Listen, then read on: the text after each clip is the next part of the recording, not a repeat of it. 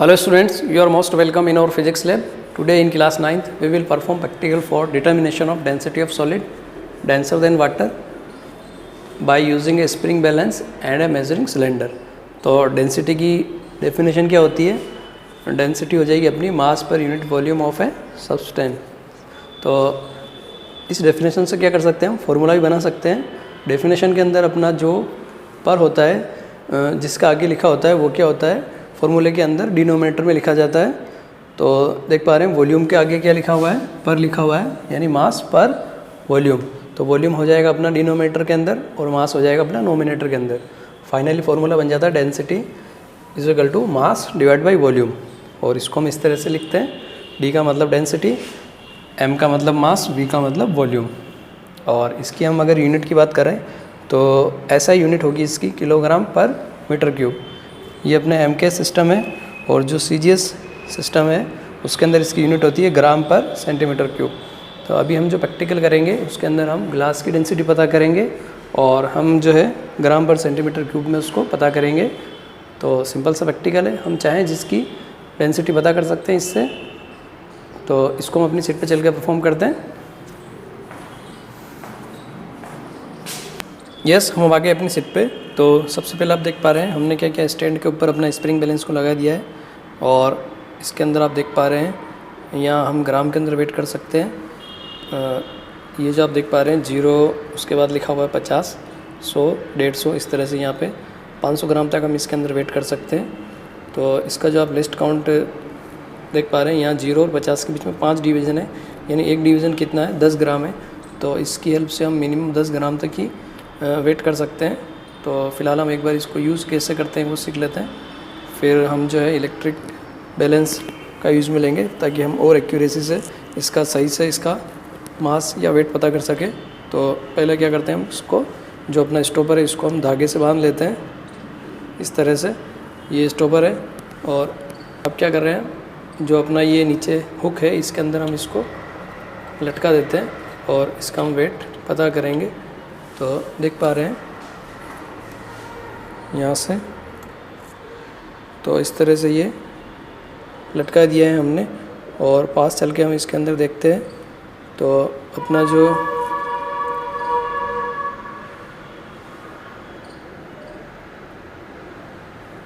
Spring balance इसके अंदर अपना एक डिवीज़न ही शिफ्ट हो रहा है, यानी इसका वेट कितना आ रहा है इसके हिसाब से 10 ग्राम आ रहा है। तो 10 ग्राम से अगर 1-2 ग्राम ज़्यादा भी होगा तो ये मेज़र नहीं कर सकता है, क्योंकि इसके अंदर लिस्ट काउंट सिर्फ 10 ग्राम ही है। 10 ग्राम से ज़्यादा ये मेज़र नहीं कर पाएगा। तो इसके लिए हमें क्या करना पड़ेगा, इसका वेट जो है हमें सही से मेज़र करने के लिए हम इलेक्ट्रिक बैलेंस का यूज़ ले लेते हैं। तो इसको हम सिर्फ इसलिए देखा है ताकि हम समझ सकें कि हम जो है इसका यूज़ किस तरह से लेंगे। तो इस तरह से हम इसको, जो भी अपना सब्सटेंस है उसको हम इस तरह से धागे से लटका करके उसका वेट करते हैं। और ये हम स्टैंड के ऊपर इसको लगा रखा है, हम यहाँ से इसको हटा देते हैं फिर से। और अब क्या करेंगे, हम जो अपना इलेक्ट्रिक बैलेंस है इसको इसकी हेल्प से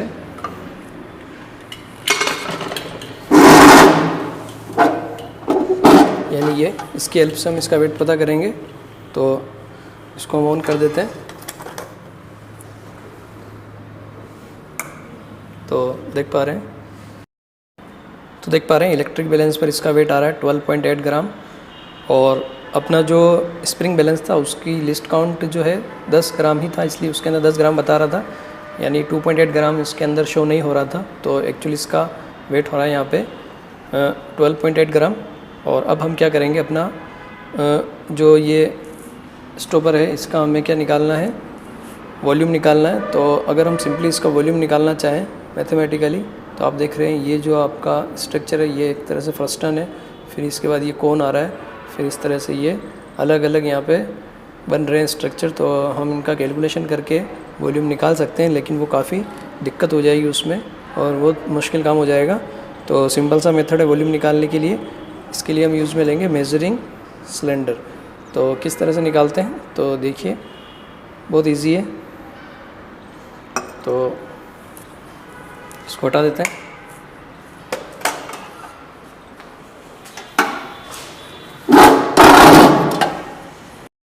तो इस स्टॉपर का वॉल्यूम पता करने के लिए क्या करेंगे, हम मेजरिंग सिलेंडर के अंदर हम पानी लेंगे और इस तरह से हम इसके अंदर वाटर लेते हैं। कितना ml ले रहे हैं अपनी मर्ज़ी है, तो हम इसमें ले रहे हैं राउंड फिगर में ले लेते हैं अपन 50 ml ले लेते हैं, थोड़ा सा कम है तो इसको हम जो है ड्रॉपर की हेल्प से बराबर कर लेंगे।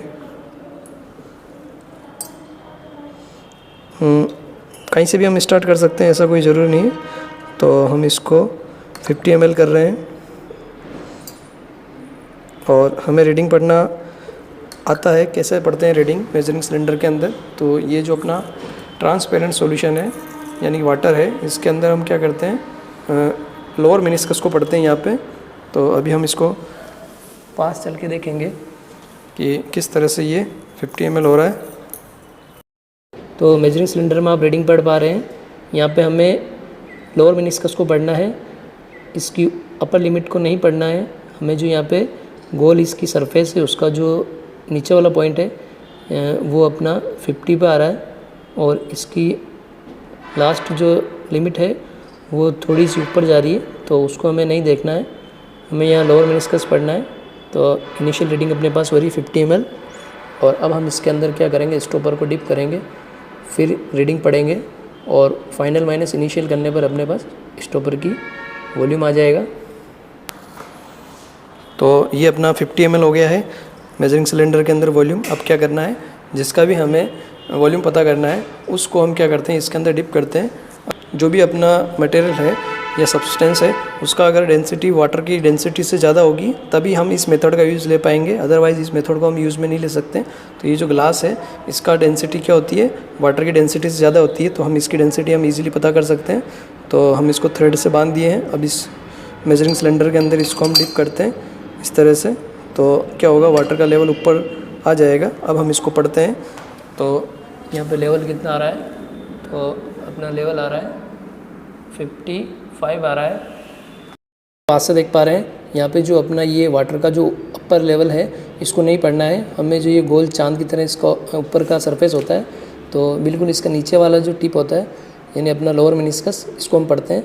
तो ये यहाँ पे हो रहा है 55 ml आ रहा है अपना रीडिंग, और इनिशियल जो रीडिंग थी अपनी 50 ml थी और इसको डिप करने के बाद अपनी रीडिंग आ रही है 55 ml।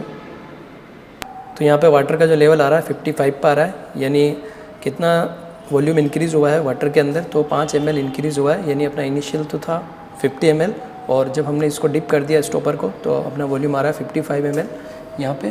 तो ये कितना ml हो गया इसका वॉल्यूम, तो इसका वॉल्यूम हो गया 5 सेंटीमीटर क्यूब, या हम इसको बोल सकते हैं 5 ml इसका वॉल्यूम है।